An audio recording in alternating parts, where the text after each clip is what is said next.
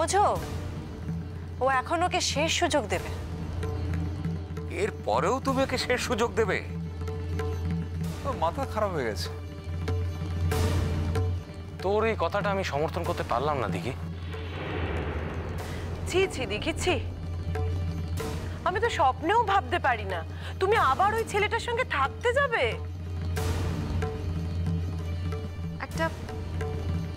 একটা শেষ চেষ্টা করে দেখবো না বড় মামি? ফুলদি, ফুলদি ওই লোকটা তোমাকে মেরে ফেলবে। ফুলদি, তুমি আর এই ভুলটা করো না। তোর কাজগুলোকেও তো একদিন ভুল বলে মনে হয়েছিল শালুক, কিন্তু শেষ পর্যন্ত তুই তো প্রমাণ করে দিয়েছিলি যে তুই ভুল নোস। আমি হয়তো একবার ভুল করেছি, কিন্তু আমি বারবার ভুল করব না শালুক। ভুলের দিকে এগোচ্ছ, আবার ভুল করবে না বলছো? আমার মনে হয় ওর ভেতরে অনেক অনুতাপ হচ্ছে। কিচ্ছু হয়নি ও। শোনো দিঘি, যদি সত্যি তুমি ওই রকম একটা ছেলের সঙ্গে সম্পর্ক রাখো, তাহলে আমাদের পরিবারের সঙ্গে তোমার কোনো সম্পর্ক থাকবে না, এই কথা আমি স্পষ্ট করে বলে দিলাম।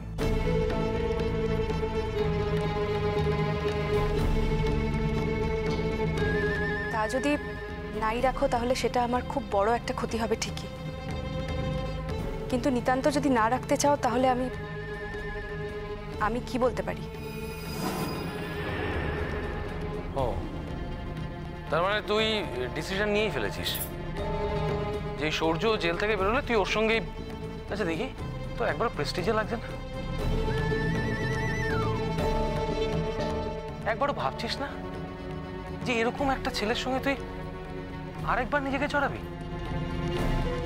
আমার প্রেস্টিজ অত ঠুনকো নয় ছোটন।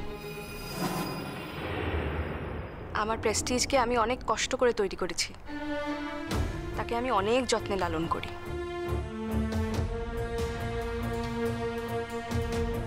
এত সহজে এত চট করে আমি তাকে শেষ হয়ে যেতে দিই না।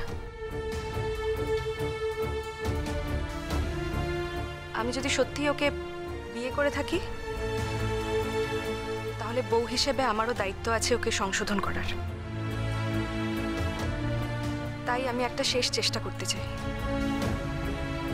বড় মামু, ও যখন জেল থেকে বেরোবে তখন আমি ওর কাছেই ফিরে যাব। এই কথাটা আমি তোমাদের আগের থেকেই জানিয়ে রাখলাম, কারণ আমি তোমাদের কাউকে ঠকাতে চাই না, কাউকে না।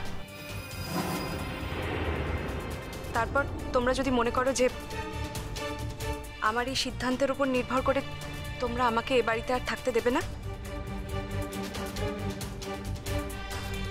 তাহলে তোমরা আমাকে সেটা জানিয়ে দিও। আমি কোথাও পিজি দেখে সেখানেই থেকে যাব। সে কি কথা? এ আবার কি পিজি থাকবে মানে? হ্যাঁ, পিজি থাকবে।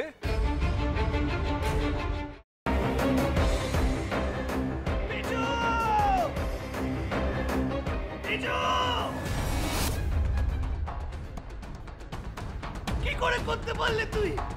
ও তোর বৌদি হয়, তুই আমার ভাই হোস।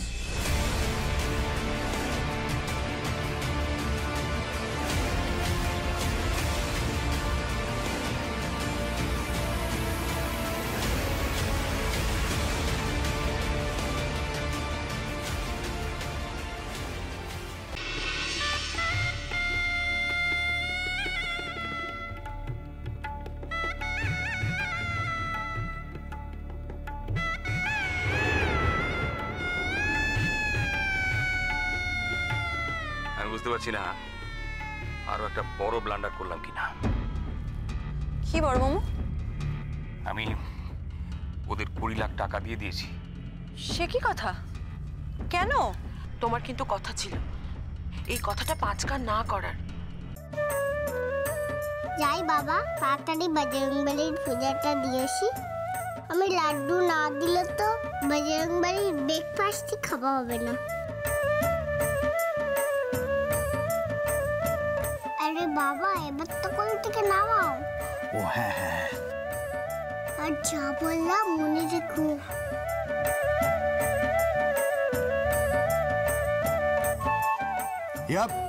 ইয়া সাবধানে সাবধানে দেখে।